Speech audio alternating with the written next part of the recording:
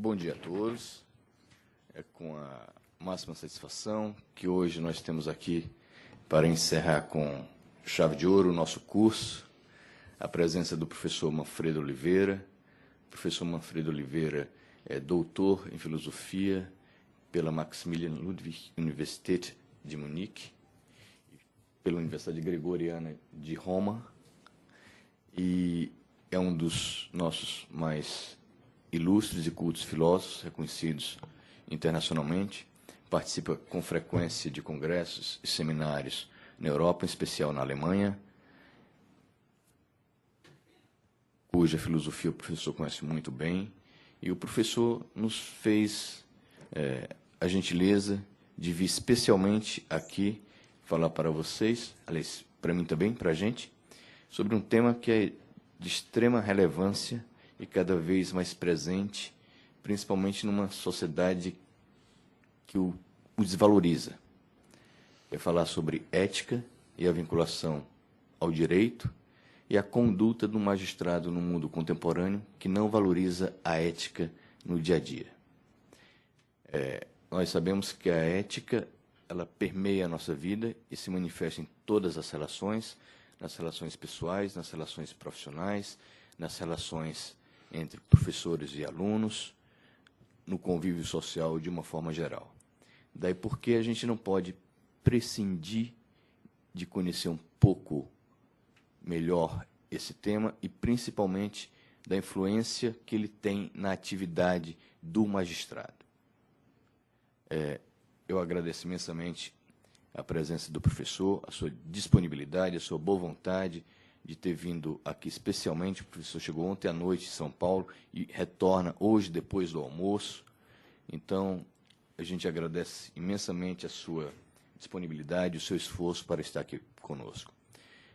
Nossos colegas são juízes já há um ano, têm exercido a magistratura com bastante afinco, com dedicação, e eu posso dar testemunha do que eu vi durante essa semana aqui, o comportamento, o quanto eles amadureceram, o quanto eles cresceram no último ano, o que pessoalmente me deixa bastante orgulhoso.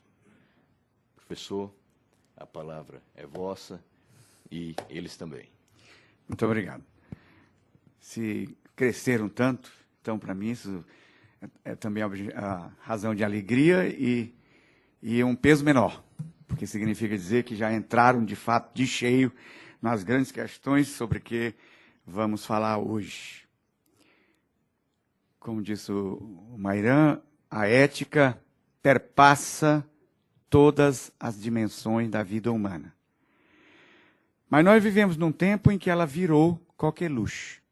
Em todos os cantos e em todos os lugares se fala de ética. Só que se fala nos mais diferentes sentidos.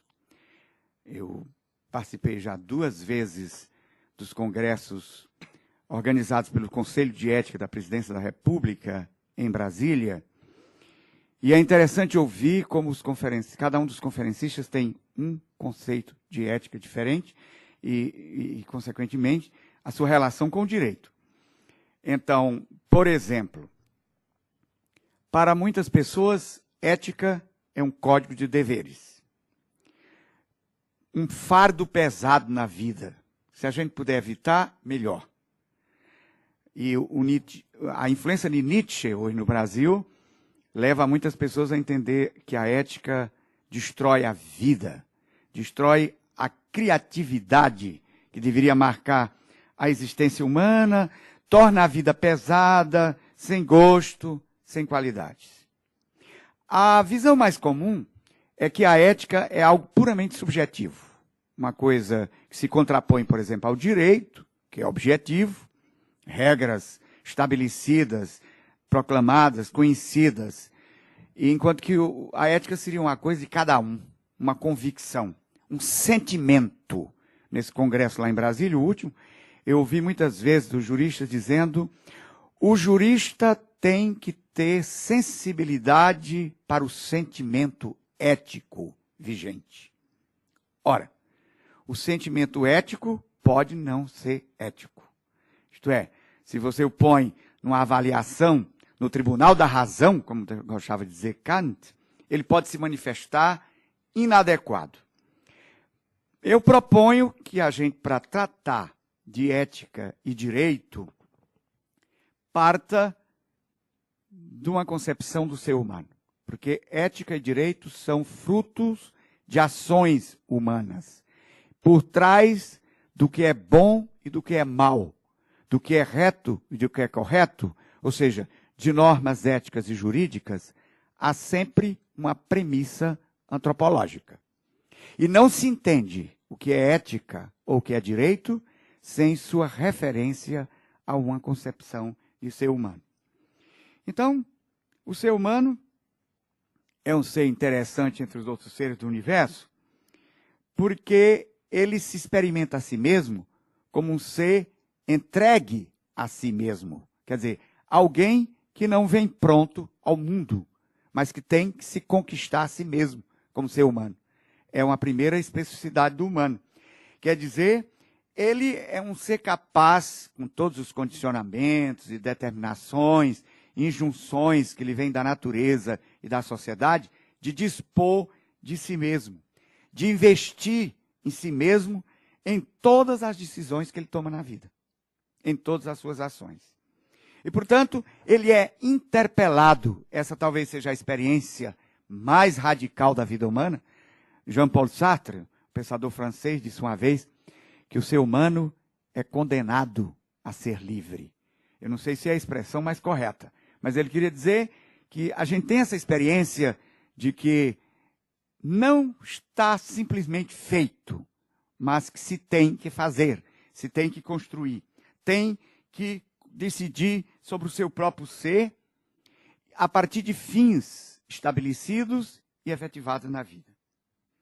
Portanto, a primeira característica do ser humano, de onde nós vamos depois entender o que é ética, o que é direito, é essa interpelação a ser, a se construir, um ser que é permanentemente inacabado, nunca pronto. Portanto, tudo que ele faz também nunca é pronto. Nunca uma ética é plena, muito menos os sistemas jurídicos existentes na vida.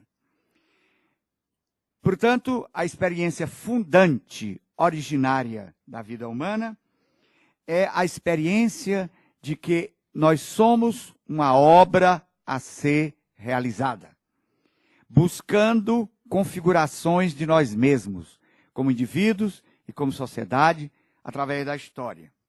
Por isso é que alguns filósofos usaram a palavra praxis para dizer o que é o ser humano. Ele é o ser da praxis, quer dizer, o ser da ação, o ser da permanente tentativa de conquista de si mesmo. Portanto, nós vamos partir daqui da premissa de que o ser humano é uma busca de humanização, uma busca de se conquistar como ser humano.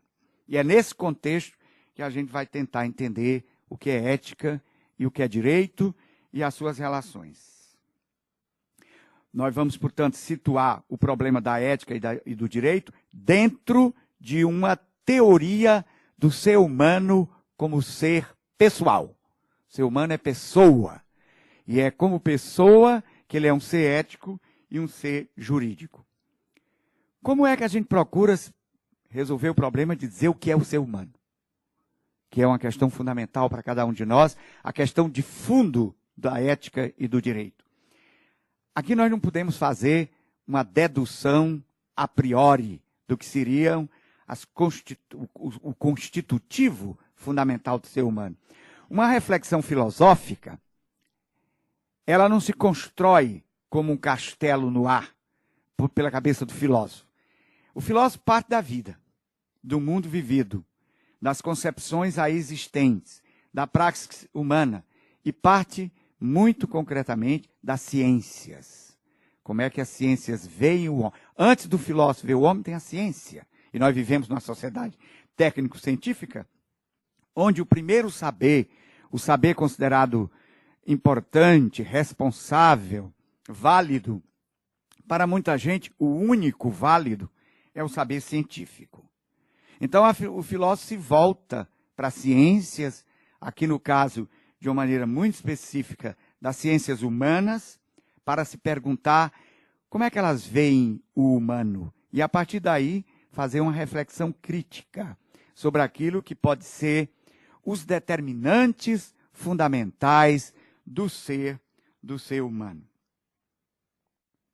Então, nós vamos fazer, como eu digo, uma reconstrução das afirmações das ciências humanas, no sentido de articular um quadro conceitual em que nos diga quais são as determinações fundamentais que constituem o ser humano como ser humano. Então, se a gente olha para as ciências, a primeira coisa que as ciências nos dizem é que o ser humano é, antes de tudo, uma realidade material orgânica. Ele é um corpo orgânico. Portanto, ele é parte da natureza. Isso aqui é um elemento fundamental, tanto para a ética como para o direito, porque ética e direito começam aqui, né? Na consideração da dimensão orgânica, corporal do ser humano. Ele tem, portanto, uma configuração corporal biológica. E, nesse sentido, a gente pode dizer que o corpo é pressuposto daquilo que normalmente se diz ser o específico do ser humano: a consciência, a autoconsciência e a intersubjetividade ou a sociabilidade, que normalmente são consideradas as características fundamentais do ser humano. Mas tudo isso não existe sem a dimensão corporal. A corporalidade, portanto, é a mediação irrecusável de tudo que é humano, de todas as relações que constituem o ser humano. Porque uma das coisas que nós vamos ver depois, explicitar, é que você pode ver o ser humano de duas óticas. Uma é a ótica do indivíduo. E a ética hegemônica hoje, toda ela é construída em cima da ideia de que o homem é um ser individual, que tem desejos, que tem aspirações. Portanto, o valor ético fundamental é aquilo que é útil e agradável e interessante para o indivíduo. A ética normalmente vigente nas sociedades capitalistas é essa. O lucro, que é a aspiração fundamental do agente econômico nesse sistema econômico que nós vivemos, é constituído o valor supremo, em função do qual você pode sacrificar tudo. Mas, a gente olhando mais de perto para o ser humano, nós vamos ver que ele é constitutivamente um ser aberto ao outro de si mesmo, ao outro humano e ao outro natureza. Portanto, ele se constrói a si mesmo na medida em que ele constrói suas relações com a natureza e com os seres humanos. E em cada época de sua vida, ele se pergunta como configurar essas relações. Aqui nós já estamos em pleno campo da ética do direito. Porque a ética do direito vão nos dizer o quê? Critérios para a efetivação e a construção das relações fundamentais que constituem o ser humano como ser humano. Isto é, relações com a natureza e relações com os outros seres humanos. Agora, isso é o ponto de partida. Se a gente considera o ser humano com mais atenção, a gente vai ver que ele não é um ser que se reduz a essa esfera corporal biológica. Por um lado, ele está plenamente dentro dela. Ele tem uma determinação biológica. E o não levar em consideração isso tem consequências terríveis na vida inteira. Mas, por outro lado, o ser humano é um bichinho muito interessante. A antropologia do século passado, a antropologia científica, insistiu muito que o ser humano se caracteriza especialmente por ser o ser da pergunta. Ele não é um ser preso ao que existe. Seja seus pensamentos, seja aquilo que ele já fez. Ele se pergunta pela validade de tudo. Pela validade do que ele pensa, pela validade do que ele faz, pelas instituições que ele encontra na sociedade. E é por isso que os antropólogos do século XX, por exemplo, Plessner, diziam que o ser humano é caracterizado por uma posição excêntrica. Para dizer, o ser humano sempre é capaz de ir além. Ele transcende, seja os seus pensamentos, seja as suas instituições. Ele é, em princípio, capaz, como disse um filósofo do século passado, Max Scheler, filósofo alemão, o homem é sempre capaz de dizer não àquilo que os outros lhe ensinaram, aquilo que ele recebeu da sociedade em relação à proposta de vida, a pensamento, a categorias, a maneiras de ser, a padrões de comportamento. Quer dizer, como diz Max Scheler, o homem tem a possibilidade de ser um ser protestante, ou seja, ele pode protestar contra todo o existente. E esse fato fundamental da vida humana, muitos filósofos do século XX chamaram de transcendência. O ser humano é capaz de transcender, é capaz de pensar num mundo diferente. É claro que um certo pensamento no século XX insistiu em dizer que nós não temos alternativas. O mundo é esse mesmo, nós já chegamos à plenitude da história humana, não há outro mundo possível. E é por isso que vocês sabem que o Fórum Social Mundial, que começou a se realizar em Porto Alegre, no começo não tinha muita proposta, a não ser convencer as pessoas que um outro mundo é possível. Que é possível pensar numa alternativa. Que isso faz parte, constitutivamente, do ser humano, de transcender o fático e pensar em alternativas.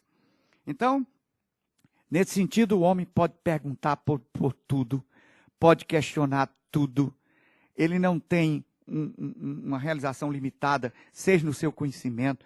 Às vezes as pessoas pensam que são o último grito do conhecimento. São o último grito até o dia em que não aparecer um outro grito.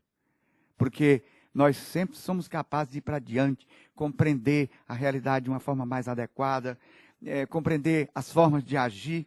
Então, o homem se manifesta especificamente como um ser aberto à totalidade. E uma coisa que a própria biologia no século XX insistiu muito. Dizendo assim, por exemplo, o grande biólogo Wexkull, que dizia assim, os animais têm um meio ambiente. Cada espécie animal tem o seu mundinho, mas ele só entende aquele mundo. O homem não tem meio ambiente. A sua pátria é o mundo, é o universo, é a totalidade da realidade. Porque suas perguntas, suas aspirações, seus desejos, seus sonhos abarcam tudo. Não só o mundo existente, mas até aquilo que não existe e que pode existir por sua ação. É aí que se põe exatamente a ética e o direito. Por isso que as vacas não têm ética. Porque elas só têm o meio ambiente, elas não podem pensar numa alternativa. Nós podemos. E se podemos pensar em critérios que rejam nossas ações, nossas instituições, nossas relações. Isso é o campo da ética e do direito. Né? Então, portanto, o ser humano, que se manifestou no primeiro momento como um ser corporal, um corpo orgânico, pertencente a um mundo da natureza inorgânica e orgânica, se manifesta no seu que é mais específico como um ser aberto ao universo. Isso na tradição se chamou a espiritualidade humana. O espírito, a palavra espírito, entre os gregos, significava exatamente isso. O ser humano não tem limites pensáveis. Ele é, em princípio, apesar de ser limitado, finito, preso a determinadas circunstâncias sempre, mas ao mesmo tempo com a capacidade de ir além. A razão humana pode, inclusive, mostrar os limites. Isso significa dizer que ela já sempre está para além de qualquer limite, porque sem o além, nós não teríamos capacidade de dizer, isso é limitado, isso não é tudo. Portanto, o ser humano tem como sua característica fundamental esse fato dele ser, vamos dizer assim, coextensivo ao próprio universo, à realidade enquanto tal, ao ser, é a palavra que os gregos usavam. Né? Então, as potencialidades do ser humano como espírito são simplesmente abarcantes, universais. Ele abarca tudo que é inteligível para o seu pensamento. ele pode começar, claro que ele pode se voltar para si mesmo e ficar preso em si mesmo. Nós vamos ver depois, mais adiante, que é uma das grandes ideologias nos nossos dias, é a ideologia do individualismo radical, do ser preso em si mesmo, cada um que cuide de si, e os outros não me interessam, mas o ser humano, em princípio, tem a potencialidade de, partindo das coisas mais simples e alargando o seu horizonte para ver as conexões existentes na realidade, as cada vez maiores e mais amplas, e, em última instância, pensar no próprio universo. Vocês sabem que hoje, uma das grandes pretensões da nova física é ultrapassar o modelo que a física criou na modernidade, de uma ciência limitada a um determinado campo, pensando a partir de algumas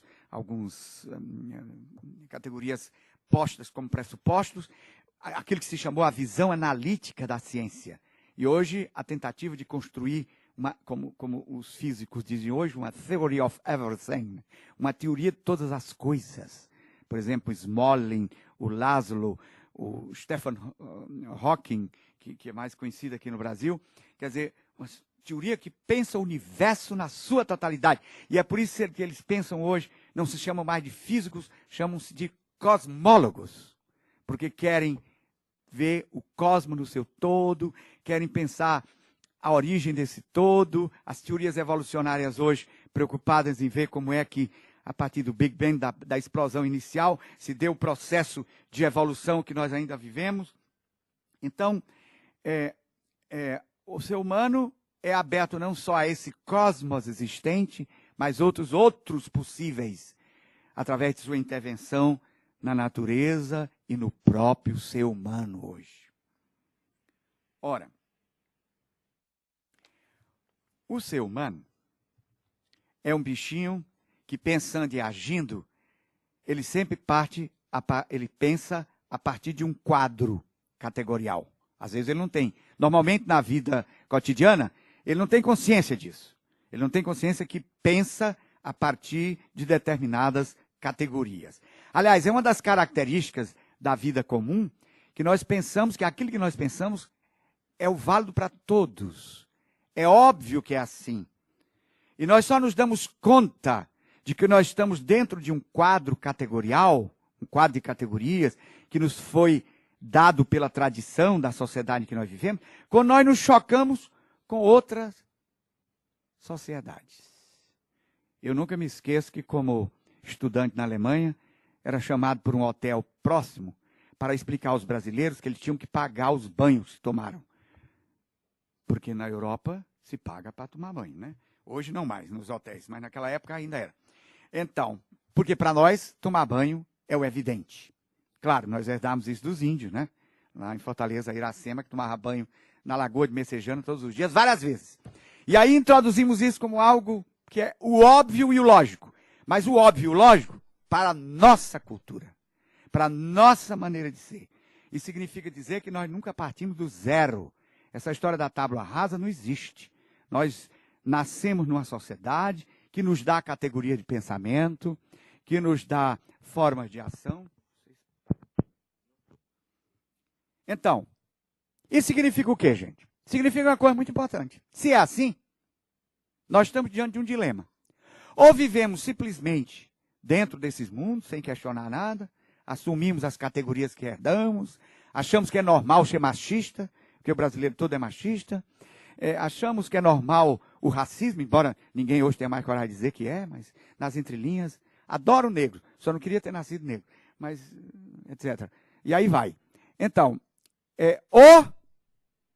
ou nós somos capazes de romper, e temos essa potencialidade, de romper com o mundo vigente e nos perguntar por critérios de validade do que nós pensamos e fazemos. Essa é a grandeza do ser humano. Ele é um ser miserável, como todo ser criado, como todo ser contingente. Mas tem uma grandeza extraordinária. Ele pode perguntar pela validade do que pensa e do que faz. E com isso, nós estamos exatamente de cheio na ética e no direito. Portanto, eu tenho duas possibilidades fundamentais. eu posso viver minha vida aceitando aquilo que eu recebi da tradição de minha sociedade. E passar o resto da vida feliz, tranquilo, com tudo isso, sem questionar nada. Ou eu posso submeter tudo a uma reflexão crítica e me perguntar pela validade desses pensamentos e desses valores que me foram transmitidos. É isso o que no Ocidente chamou de ética, né? Ou moral. As duas palavras são sinônimas, absolutamente, e a diferença é só que uma vem do grego, né? Ethos, e o outro vem do latim, mos. Agora, de qualquer maneira, os filósofos sempre distinguiram entre os costumes vigentes, a tradição em que a gente vive. Nós estamos chamando isso aqui de moral. Moral é o conjunto dos costumes vigentes numa sociedade. A ética é a reflexão que se pergunta pelos critérios de validade desses costumes. Há ou não há algum princípio a partir de onde nós podíamos julgar esses costumes vigentes? Quer dizer, no fundo, o ser humano, como sendo o ser aberto ao sentido, o ser da linguagem, o ser da palavra, e a palavra introduz o problema do sentido na vida, ele pode perguntar sobre o sentido de tudo. Pode perguntar, inclusive, sobre o sentido do que ele deve fazer. Essa é a pergunta fundamental da ética. Que o Lenin uma vez disse, só que ele estava se referindo às estratégias de ação, não estava se referindo ao fundamento das ações, ao critério de validade das ações. O que devo fazer? Qual é a validade daquilo que eu faço? Qual é a validade? Nós vivemos em mundos regrados, normatizados. Qualquer sociedade, mesmo que não tenha norma escrita, por exemplo, uma comunidade indígena, Yanomami, lá em Roraima, claro que tem regras. E por isso mesmo o pajé ou alguém na tribo, normalmente não é o pajé, é um outro, que vai fazer isso, a introdução, quando você chega na adolescência, ele vai ter uma formação especial para saber quais são os grandes mitos que marcam aquela tradição, quais são os padrões de comportamento. A ética se pergunta qual é a validade de tudo isso. Qual o critério a partir de onde eu posso dizer tal padrão de comportamento? Por exemplo, vivo numa sociedade machista. Eu posso me perguntar, qual é a validade do machismo? Como se justifica isso? Ou não se justifica? Há algum princípio que me diga que é normal dizer que as mulheres são seres de segunda qualidade, que não são plenamente humanos, como diziam os gregos? As crianças, os escravos também. Portanto, a humanidade é dividida em níveis diferentes. Isso se justifica diante de uma razão que pergunta. Portanto, aqui nós já temos uma afirmação muito importante. Se como seres que são abertos à totalidade, nós somos chamados à liberdade, à autodeterminação, não é fazer qualquer coisa que faz alguém livre. Porque a maior parte daquilo que nós fazemos nos foi dado, a gente engoliu. Paulo Freire gostava de dizer, nós introjetamos categoria de pensamento, padrões de comportamento, e nem nos damos conta. Porque quando nós somos socializados numa sociedade qualquer, nós fazemos essa introjeção. Portanto, antes de intervir no mundo, é o mundo que intervém sobre nós, sobre a nossa cabeça. Nós, desde pequenininhos em casa, já começamos a saber que nem tudo é possível, e nos dão padrões, e às vezes até com a força da palmatória, da chinela, do puxavante de orelha. Qual é o fundamento de tudo isso? É a pergunta. Então, a liberdade não é fazer qualquer coisa, mas fazer alguma coisa por razões. O homem verdadeiramente autodeterminado não é aquele simplesmente que é uma Maria vai com as outras. Biruta de aeroporto. Roda para onde o vento vai. Né? E que é muito comum hoje. Me lembro de uma vez na televisão alemã, uma entrevista a uma jovem sueca, quando tinha começado a história de... Como é que chama isso? De ir para a praia topless. O que você acha do topless? Bem, todo mundo está fazendo. Isso é o tipo de comportamento, Maria vai com as outras. Comportamento absolutamente irracional. que vale para o primeiro momento na vida, porque ninguém começa do zero. Você começa daquilo que lhe deram. Agora, um ser que minimamente chega à idade da razão, se pergunta, qual é a validade disso? Por que me disseram que era para andar assim e não andar de outro modo? Então, portanto, ser livre não é ser biruta de aeroporto, mas é ter razões para agir assim ou assado. E aqui está uma coisa muito importante, porque nessa comissão de ética, eu vi muitos juristas achando que estavam abafando, dizendo assim, o jurista não pode se prender à lei que está escrita. Ele deve corresponder ao sentimento do povo. Deve ter sensibilidade para o sentimento do povo. E se o povo for racista? Como é no Ceará, por exemplo. Eu vou achar que é normal? Eu não tenho critério nenhum para dizer, olha, todo cearense pode ser racista. Eu sou cearense, mas não admito. E tenho razões para isso. Isso é que é ser livre, autodeterminado. Né? E é interessante, e Kant, que é um dos grandes teóricos da modernidade, ele começou uma de suas obras dizendo uma frase que sempre me impressiona muito. Naquela época, a humanidade estava fascinada com a nova ciência. A ciência que lhe dava a possibilidade de intervir no mundo com eficácia. Vocês podem imaginar o que foi a criação da ciência moderna. Né?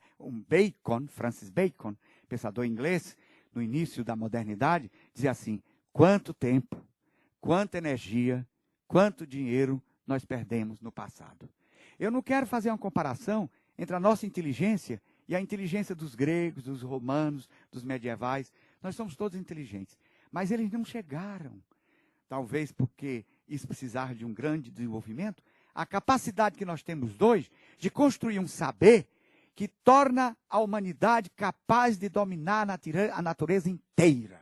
Então, no tempo de Kant, no século XVIII, início da industrialização, portanto, início verdadeiramente da Idade Moderna, a humanidade estava fascinada com essa capacidade que ela tinha adquirido através do saber moderno, da ciência moderna, de dominar o mundo. E Kant, para provocar, começa um de seus livros dizendo assim, a grandeza do ser humano não consiste, em primeiro lugar, na sua capacidade de dominar o mundo. A verdadeira grandeza do ser humano consiste na capacidade de agir com liberdade, isto é, com autonomia. E vocês sabem que a palavra autonomia vem diretamente do grego, duas palavras gregas, autos, nomos, lei, a partir de si mesmo. O homem deve ter a grandeza de descobrir a razão pela qual ele age. E só assim ele pode autodeterminar-se e ser livre. Então, para que serve a ética e para que serve o direito? Para efetivar a liberdade, a autodeterminação na vida humana. São os caminhos pelos quais aquela grandeza que é potencial se efetiva. Vocês sabem que a Declaração dos Direitos Humanos de 1948 começa dizendo que todos os seres humanos nascem iguais e livres em dignidade. Isso não é um fato, é uma norma. Porque, de fato, não nascem nem iguais nem livres. Nascem em sociedades desiguais, onde há escravidão de diferentes formas. Dizer que os seres humanos nascem iguais e livres em dignidade significa dizer há uma norma fundamental que antecede as normas vigentes nas sociedades. Aquilo que nós chamamos de direito positivo. Os gregos chamaram isso de justiça. Nós hoje chamamos direito pré-positivo, para diferenciar dos sistemas jurídicos vigentes. Houve muito tempo na história do Ocidente que se chamou isso de direito natural. Uma palavra extremamente ambígua, né? Porque para dizer uma coisa que é absolutamente fundamental na vida humana, que é que há exigências de direito que antecedem os sistemas jurídicos. Essa ideia tinha caído no esquecimento, com o positivismo jurídico, que vocês conhecem muito bem, porque devem ter estudado a fundo nas faculdades que fizeram, e ela voltou no momento trágico da humanidade do século XX. Os famosos julgamentos de Nuremberg, onde foram julgados inclusive juízes que atuaram durante o nazismo. E eles se defenderam como? Dizendo, nós cumprimos a lei. Tudo que fizemos estava de acordo com o esquema jurídico vigente. Portanto, nós não somos condenáveis. E os tribunais os condenaram, dizendo que há alguma coisa que é anterior ao próprio sistema jurídico, que é exatamente a ética, que precede e que se põe como instância de julgamento das próprias normatizações jurídicas vigentes. Então, essa pergunta pela validade dos pensamentos, perguntar qual é o conhecimento correto, qual é o conhecimento certo, o que eu estou dizendo em física, em biologia, em química, em história, isso funciona, isso diz o que é a realidade? É a pergunta na esfera do conhecimento. Mas também a pergunta pela validade na esfera das ações. Os meus padrões de comportamento, as regras que normatizam a sociedade, as instituições criadas na sociedade, têm validade? Isso constitui a grandeza do homem. Uma verdadeira aventura, a pergunta pela validade na esfera do pensamento e da ação. Então, isso já nos deixa a seguinte ideia. A vida humana precisa criar espaços de efetivação da liberdade. Se o ser humano é chamado a ser livre, a liberdade é um projeto de vida. Ética e direito estão a serviço desse projeto. E é por isso que ele precisa se perguntar pelas razões das suas ações. Agora, a gente tem que entender uma coisa aqui que para os gregos era fundamental. Você veja bem, quando hoje se discute da ética no judiciário, da ética na política, em que se pensa em primeiro lugar? Nas virtudes individuais do magistrado e do agente político. Se o deputado é honesto, ou se ele vive no cachoeirismo, né? Se ele entrou na esfera da corrupção, o que é uma coisa muito importante, sem dúvida. Mas para os gregos, absolutamente insuficiente. Por quê? Porque o ser humano não é só individualidade. A normatividade tem a ver com a vida humana inteira, como disse aqui o Mairan no início da manhã. Ou seja, ela diz respeito a minhas atitudes individuais, mas também às minhas relações e às instituições que são criadas para enfrentar os problemas da vida humana. Portanto, a ética é abrangente. A discussão no Brasil se concentra na ideia da virtude, usando a palavra grega, quer dizer, a atitude subjetiva. E não pensa na dimensão objetiva da ética, isto é, das relações, a configuração das relações humanas, relações com a natureza, as instituições. Os gregos inventaram duas palavras para dizer isso. Quando eles pensavam nas atitudes éticas individuais, as virtudes, honestidade, verdade, né? Isso eles chamavam de virtude. Quando eles pensavam nas normas que regem as relações e as instituições, eles chamavam isso de teoria política. A política tem a ver com a ética coletiva, com a ética das relações e com a ética das instituições sociais. Então, a discussão no Brasil é completamente... Por exemplo, você faz uma marcha pela ética contra a corrupção. Enche as ruas. Você faz reforma política? Você muda as instituições que tornam possível que até um beneditino que entrasse nessa terminava fazendo caixa 2.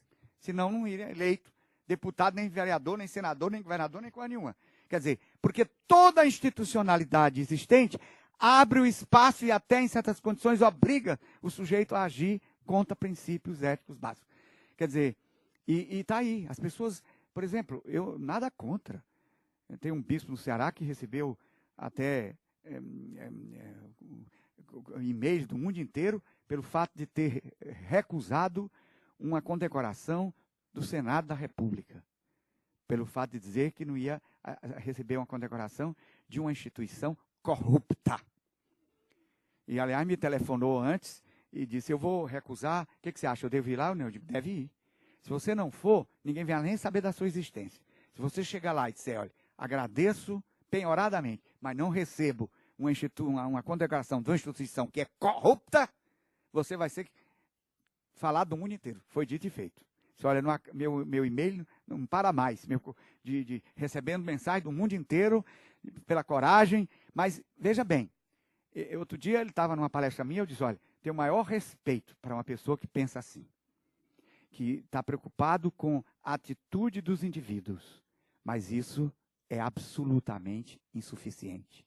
É por isso que existe lei, é por isso que existe instituição.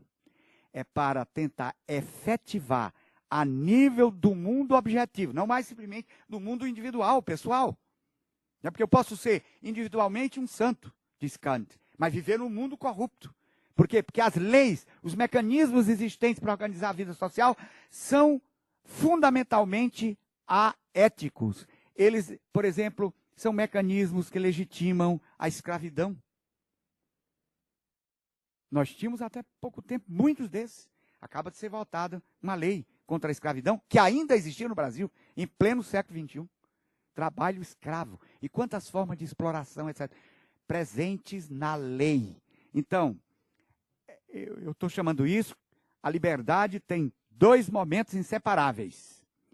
Individual e institucional. Se as instituições são provocadoras de desigualdade, de discriminações, de injustiça, elas são fundamentalmente aéticas. Então, o juiz não pode pensar que ética é um problema só da interioridade das pessoas. Eu estou aqui no mundo objetivo, tem nada a ver com ética? Tem sim. Porque as leis existem para efetivar ou não os princípios éticos que regem a vida humana. Os sistemas jurídicos vigentes podem ser fundamentalmente aéticos. E eu agindo do ponto de vista estrito do direito, na mais absoluta legalidade, posso estar sendo absolutamente antiético. Porque corroborando, e às vezes deixam margem de possibilidade e dão... O próprio direito deixa margens de possibilidade de ação que desembocam em arbítrios, discriminações e arbitrariedade. Aí sim, entra o momento da ação individual. Então, nesse sentido, a liberdade não é só individual, mas ela é fundamentalmente institucional. Porque ela deve reger as instituições, entre as quais o direito é a mais fundamental nas sociedades. Portanto, liberdade sempre tem dois momentos. O momento da interioridade e o momento da exterioridade. Os gregos chamavam isso assim. A justiça é o grande valor ético. A justiça tem duas dimensões. Uma é subjetiva, ele chamava de virtude. Outra objetiva, ele chamava de lei. E as duas coisas devem ser consideradas em igual valor. A ética não se reduz a problemas individuais. A ética tem a ver com a normatização e o sistema jurídico é, como a gente vai ver depois, a tentativa de transformar em lei exigências éticas fundamentais, que nós normalmente chamamos de direitos humanos.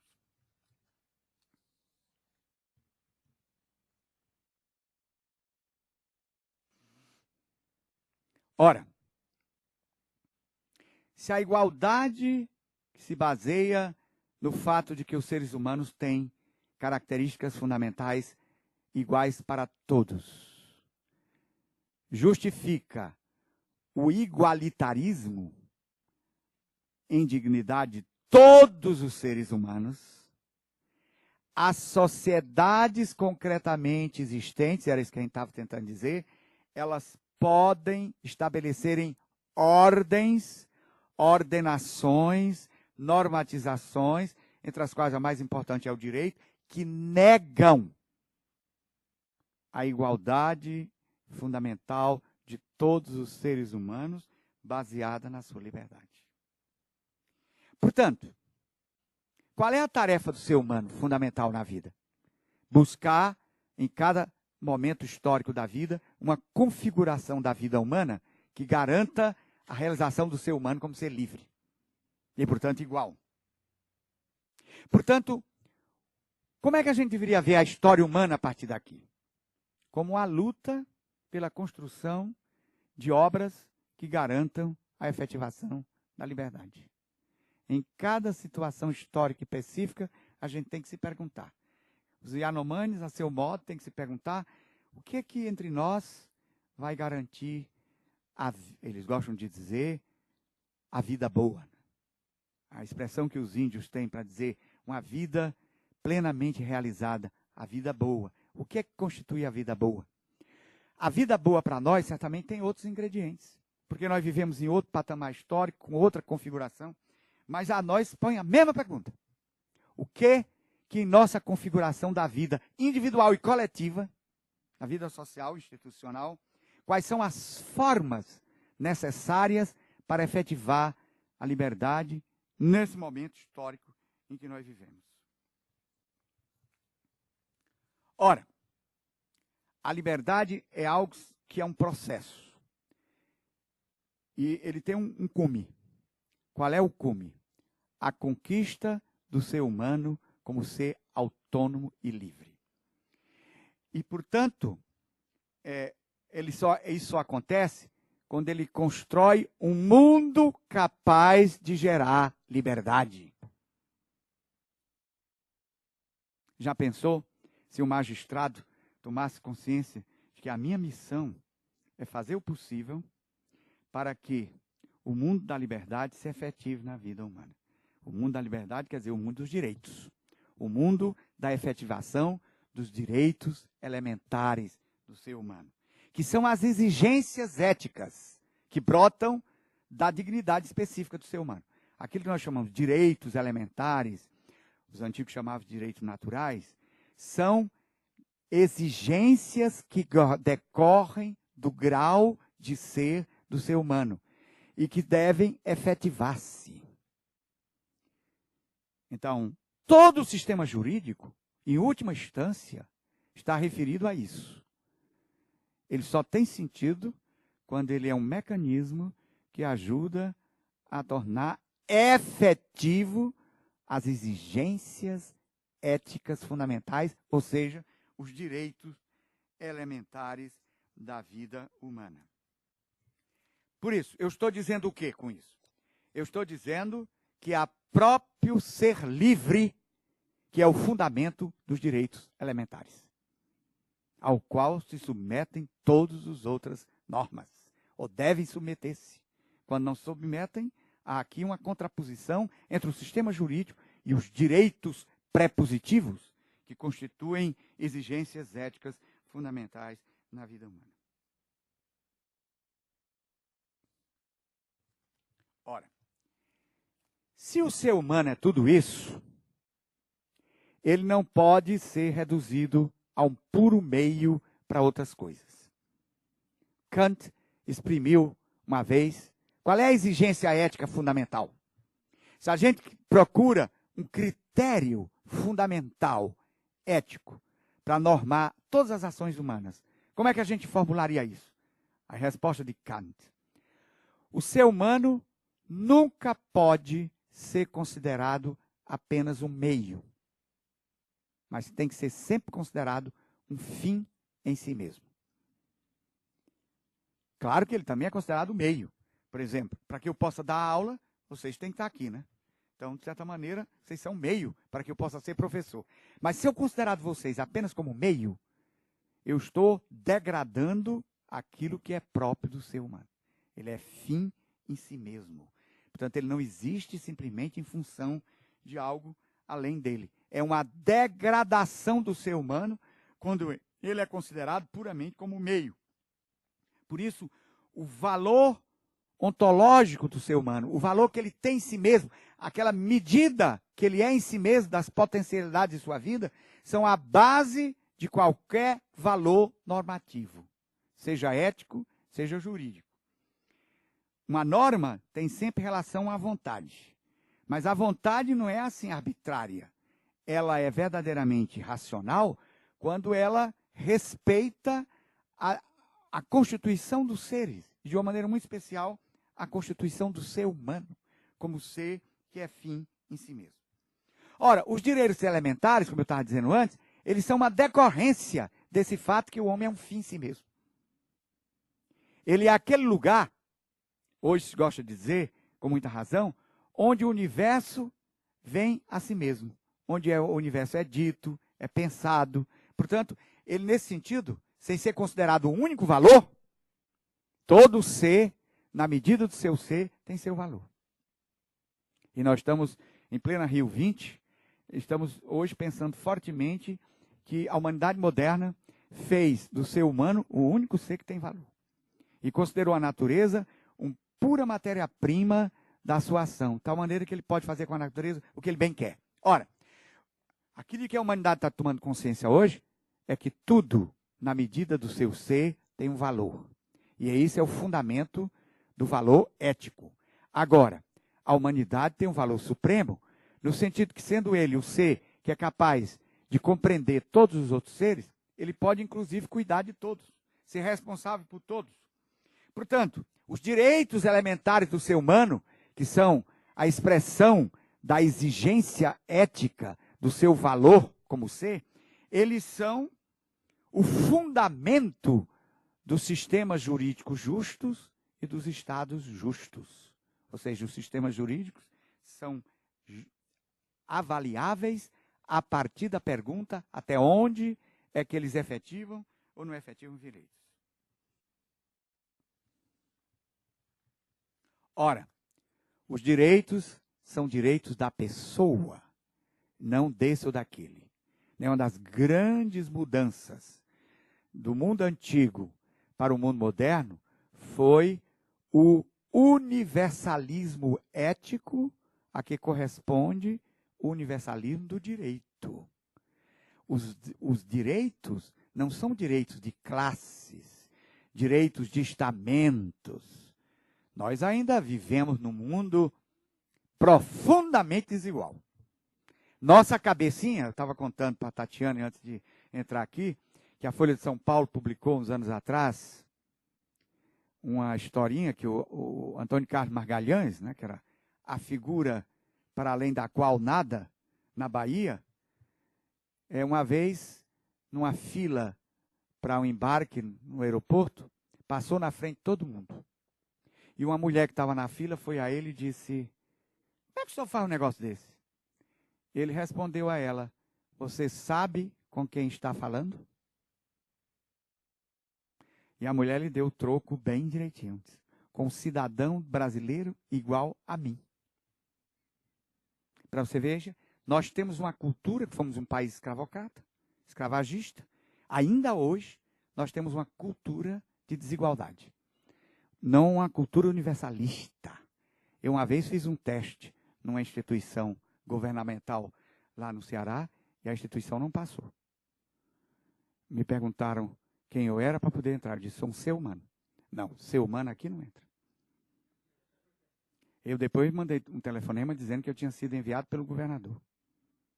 Aí foi um Deus nos acuda, de pedir desculpa, etc. Pelo amor de Deus, volte aqui. Volto nada. Você não receber uma pessoa? Então, é um problema estrutural, cultural entre nós. Nesse sentido, nós não somos modernos.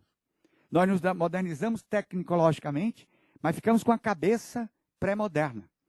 Os direitos são direitos da pessoa humana. Uma pessoa que é um ser paradoxal. Ao mesmo tempo, o mais individual que possa existir em todo o universo é o ser humano. Porque a individuação dele se faz pela sua liberdade, que é absolutamente singular. Né? Como dizia o Chicanismo, uma pessoinha que nem eu, só eu.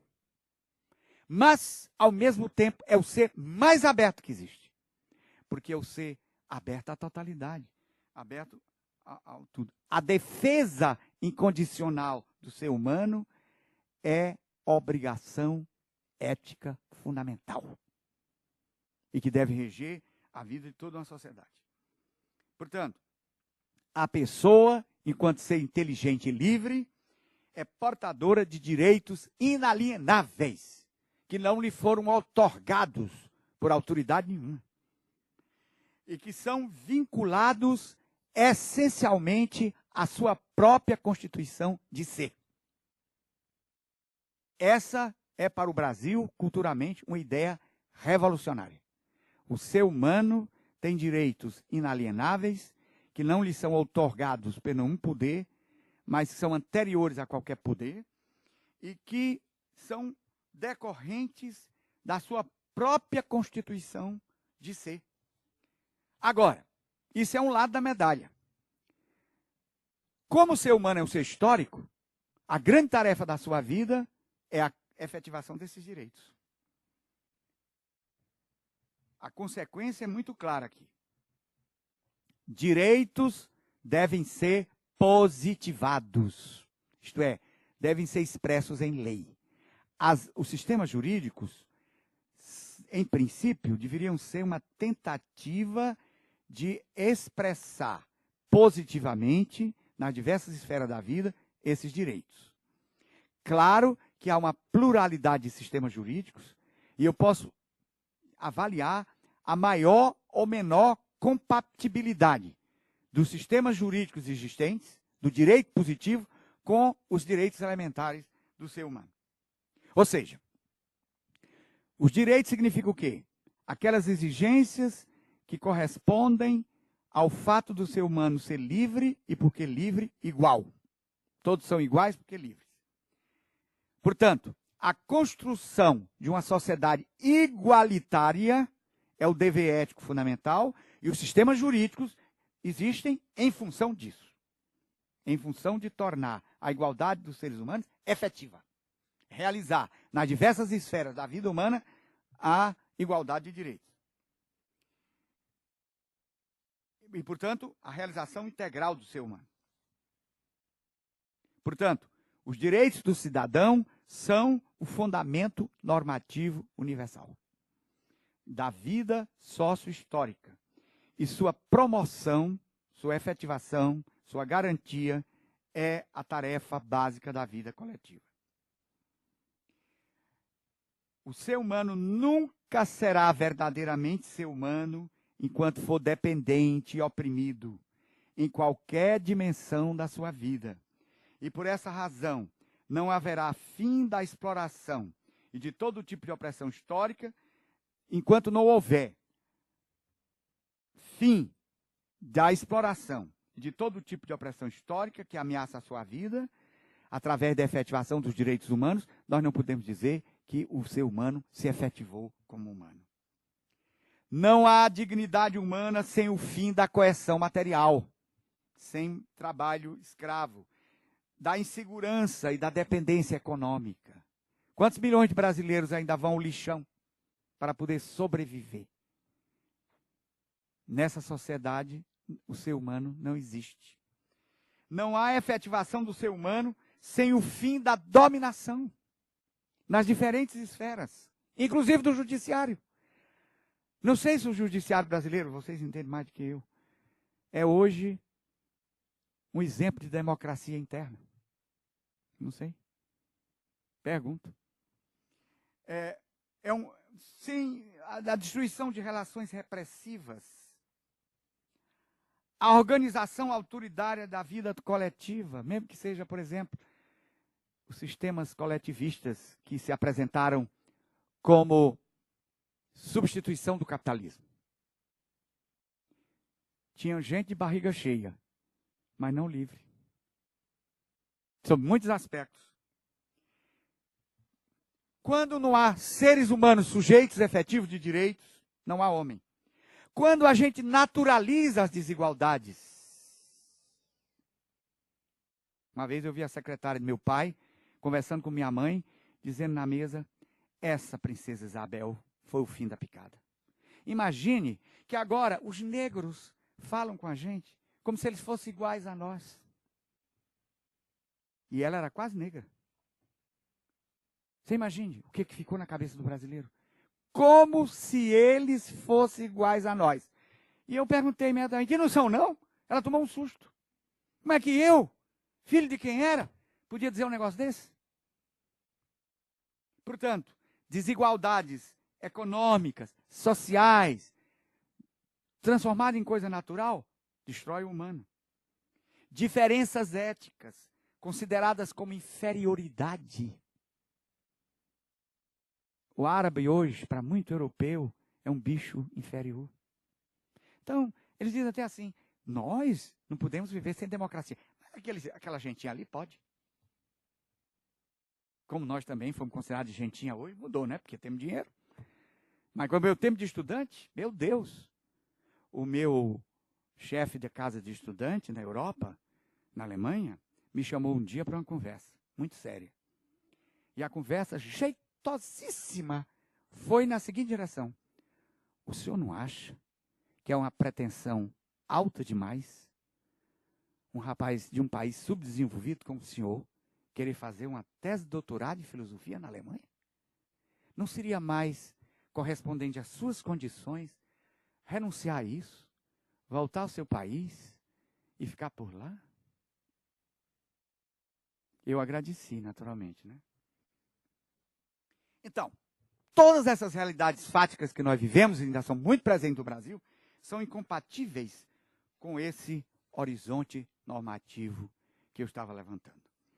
Então, ética e direito são duas dimensões diferentes do normativo. Mas eu estou dizendo aqui que elas são intimamente ligadas. Na medida que o direito é o mecanismo que se encontrou na vida humana para normar as situações de tal maneira que os direitos fundamentais do ser humano possam verdadeiramente se efetivar. É a instituição das instituições nesse sentido.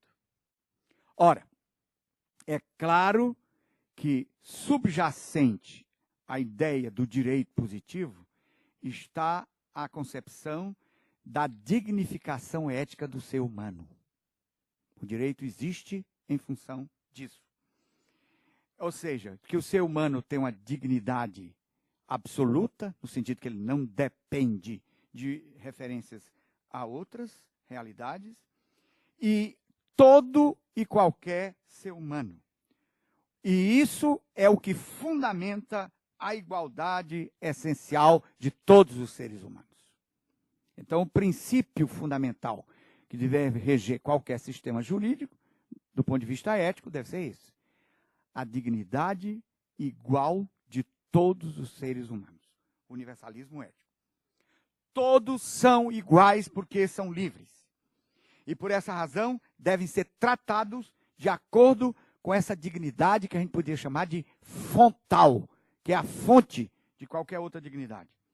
O que é uma decorrência de uma ética estritamente universalista, isto é, baseada em princípios universais.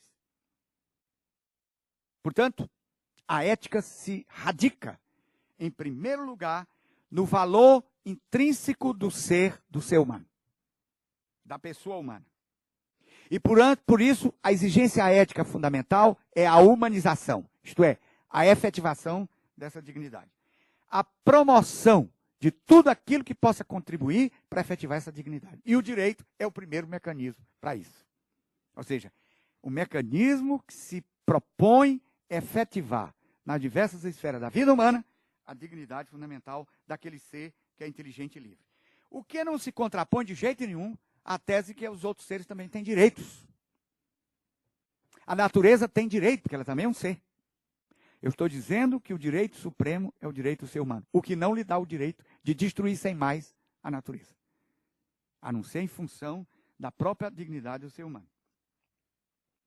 Portanto, nós temos uma hierarquia de valores e os elementos fundamentais para essa hierarquia eu já dei. O critério básico é exatamente a dignificação do ser humano. Agora, como eu disse antes, uma ética tem sempre dois canais. Ela é uma ética individual e uma ética social, institucional. Ou seja, ela é sempre ética virtude, ética política. O que significa dizer, por que que o direito é o mecanismo fundamental? Para que se passe da abertura do poder despótico para a lei, que minimamente deve tentar efetivar direitos. Quer dizer, se você deixa o espaço aberto e como ser humano toca, queira ele ou não, no outro ser, quando ele age, ele precisa superar o puro arbítrio. E a superação do arbítrio é exatamente a lei. Então, a grande tarefa da nossa sociedade é fazer uma síntese entre o nível individual da ética e o nível social. Portanto, entre a ética e o direito e as demais instituições. E é nesse sentido que uma existência política aparece como superior a um sistema despótico. Por que que os gregos, às vezes a gente pensa assim, os gregos eram muito prepotentes, né? Chamavam tudo que não era grego de bárbaro. Tudo que não era grego era bárbaro. E qual era a razão? É porque eles diziam o seguinte: entre os outros, os conflitos são resolvidos na base da força. Quem tem mais força, impõe sua vontade sobre os outros. Entre nós se estabeleceu que os conflitos são resolvidos na palavra, no argumento e na lei que deve reger a sociedade. Então, era isso que fazia uma sociedade emergir da selvageria para a civilização. Ou seja, quando ela é capaz de enfrentar os seus conflitos com razão. E razão quer dizer deliberação, argumento, decisão e normatização. Então, por isso, um sistema jurídico tem como objetivo primeiro e fundamental a defesa dos direitos básicos do ser humano. E é por isso que a nossa Constituição, como algumas outras, Constituição que é a lei maior, a referência maior de todas as outras leis, começa com a positivação dos direitos fundamentais do ser humano, que deve ser o critério a partir de onde todas as outras leis. É interessante que eu, naturalmente, posso dizer essas coisas, sou absolutamente inocente. Eu só sei quando os advogados me dizem, quando os juízes me dizem, que advogado brasileiro faz de conta que a Constituição não existe. Para ele, a única coisa de referência é o código. São os códigos existentes. A Constituição, que dá o grande referencial normativo, para ele não existe. Ora, a nossa Constituição, a Constituição alemã, não me lembro mais como é a nossa. A Constituição alemã começa assim: a dignidade do ser humano é intocável. Ponto. Daí decorrem os direitos fundamentais do ser humano. E esses direitos devem ser o horizonte normativo a reger toda e outra qualquer lei. Então, portanto, voltando ao princípio da exposição, nós estamos quase terminando, aquilo que os antigos chamaram direito natural ou justiça é o conjunto de normas que podem, ou mesmo devem, ser impostas com meios coercitivos por razões morais. Né? Aquilo que pode ser imposto com razões coercitivas. O direito positivo impõe por razões coercitivas. Nesse sentido, o direito natural, ou a justiça, é o critério a partir de onde os sistemas jurídicos vão ser avaliados. Porque a razão de ser dos sistemas jurídicos é, através da coerção, a efetivação desses direitos, que não podem passar. Direitos que nós hoje chamamos de pré-estatais, que antecedem, portanto, o próprio Estado e todas as regulamentações estatais, os sistemas jurídicos. Um direito pode, naturalmente positivo, ser completamente incompatível com os direitos naturais, os direitos fundamentais. Lembre-se, por exemplo, das leis racistas na Alemanha. Ou o sistema jurídico da União Soviética sob Stalin. Ou o racismo da África do Sul, onde o negro não podia entrar, por lei, no mesmo banheiro que o branco. Não podia entrar no mesmo ônibus. Aliás, no sul dos Estados Unidos, ainda foi muito tempo assim. Né? Um colega meu que foi estudar nos Estados Unidos, que era quase preto, mas esse quase é a história, né? O brasileiro sempre que acha que branco é melhor, quer ser branco, entrou no ônibus de branco. Aí depois veio me dizer, olha, todo mundo ficou me olhando. Digo, é óbvio. Óbvio, existe uma lei que você não pode entrar naquele homem. Você, se você não considera, só diz assim, bem, as leis podem ser absolutamente injustificáveis frente aos direitos elementares, que são as exigências éticas decorrentes do ser humano enquanto tal. Então, a norma decisiva do direito positivo é que os direitos naturais dos portadores de direitos devem ser protegidos com coerção. Sobretudo, os indefesos, os pobres, as mulheres, os desiguais de mil modos, né? E esses direitos, eles não são uma vez para sempre descobertos, né? A gente pode saber que a Marilena Chauía, que é professora da USP, ela diz num dos textos dela que os direitos, a democracia é aquele sistema em que a gente vai tendo espaço para tomar consciência com mais clareza das exigências dos direitos. Por exemplo, houve muito tempo na história do Ocidente que a gente achava que a superioridade do homem masculino frente às mulheres era absolutamente normal. E ainda hoje muita gente acha assim. Então, a descoberta que isso é insustentável se deu na história. Então, nós hoje, eu estava aqui à procura, e não estou encontrando, uma frase de um filósofo argentino que é professor no México, onde ele enumera os diferentes direitos que nós fomos descobrindo, sobretudo hoje. Sim, comprei. Por exemplo, nós hoje aumentamos a descoberta. Claro que os direitos, se eles são decorrentes do ser, eles já estão sempre lá. Mas a humanidade não descobre tudo de uma vez. Por exemplo, nós hoje descobrimos os direitos da natureza. Ainda há pessoas que não admitem se falar assim. Eu tenho um colega no Rio Grande do Sul que toda vez que eu digo isso, ele se levanta para protestar. Eu vou agora, daqui a pouco, para o Rio Grande do Sul, já sei que vai acontecer de novo. Direitos da mulher. Se achava isso muito normal. Até em ambientes ditos santos. Direitos superiores para os brancos e para os pretos. Eu conheci uma congregação belga de religiosas que os brancos tinham um nome em francês e as brasileiras em português. Então, uma vez eu falei lá em Fortaleza com uma irmã branca que se chamava Irmã Françoise. E eu, para avacalhar, né, para dar ela a consciência da loucura, perguntei, irmã, onde é que a senhora nasceu? Ela disse, eu nasci em Nazaré da Mata, em Pernambuco. Digo, então seu nome está errado, devia ser Irmã Chica. Porque é assim que se chama lá, as franciscas, e não Françoise. Bom, direito dos homossexuais. Meu Deus do céu. Quantas mortes ainda no Brasil, né? Não tem direito nenhum, porque é um bicho que não deve existir. Das raças não brancas, dos marginalizados, dos excluídos, dos países e povos da periferia deste mundo, dos migrantes, das vítimas da globalização. Então, diz ele, pode-se entender a tensão entre, por exemplo, os direitos positivos de certos países, onde não cabem esses direitos, que a humanidade já descobriu.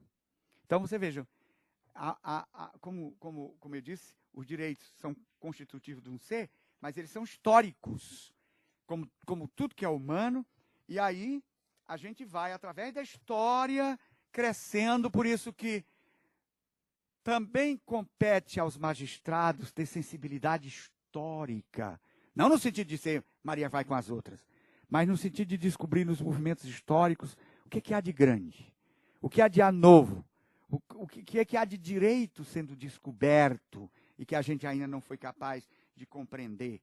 E é por isso que esses direitos todos, se achou que por muitas razões, eles deviam ter uma instituição que os defendesse e procurasse efetivá-los.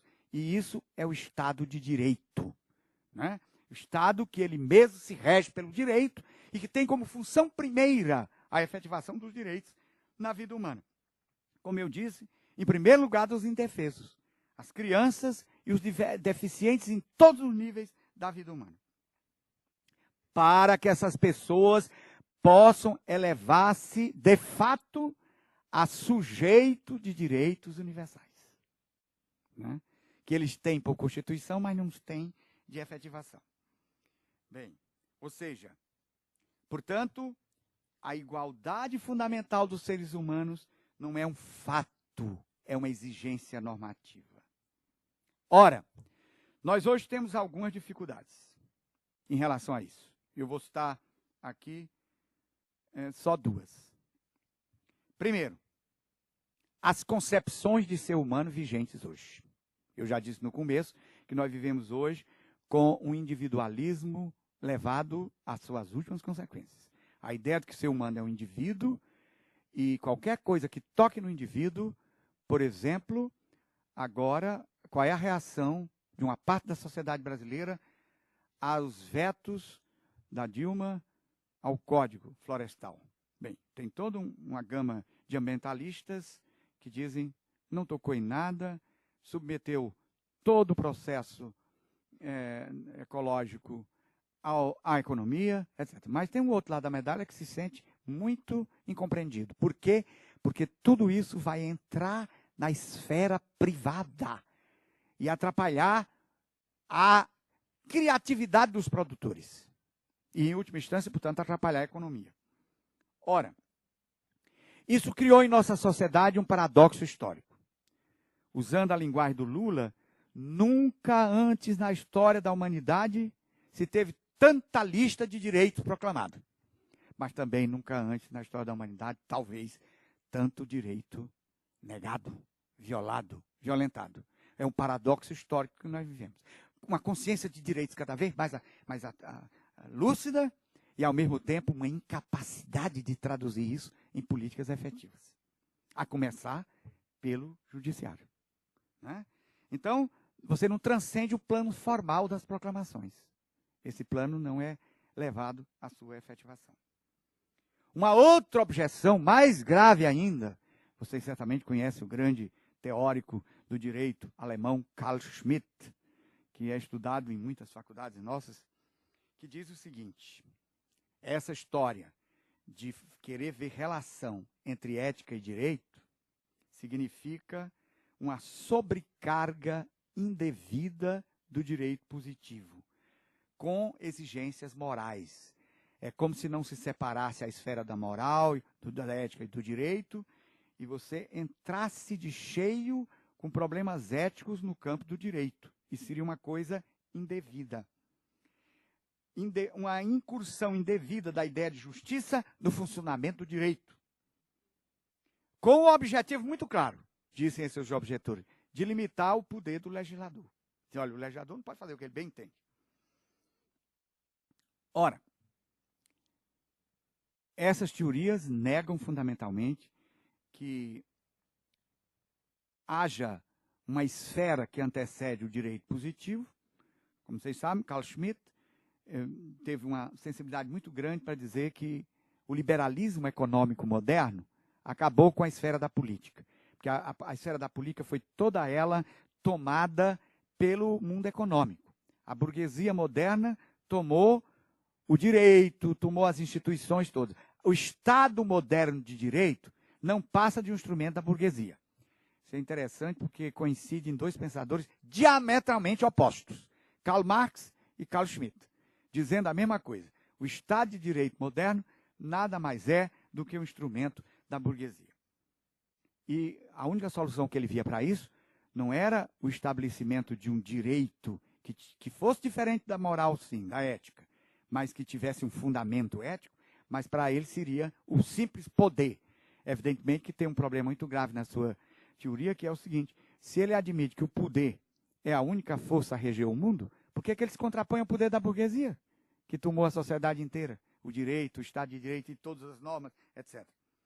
Então, claro que são duas esferas diferentes. E é por isso que o direito nunca pode entrar na esfera das intenções das pessoas.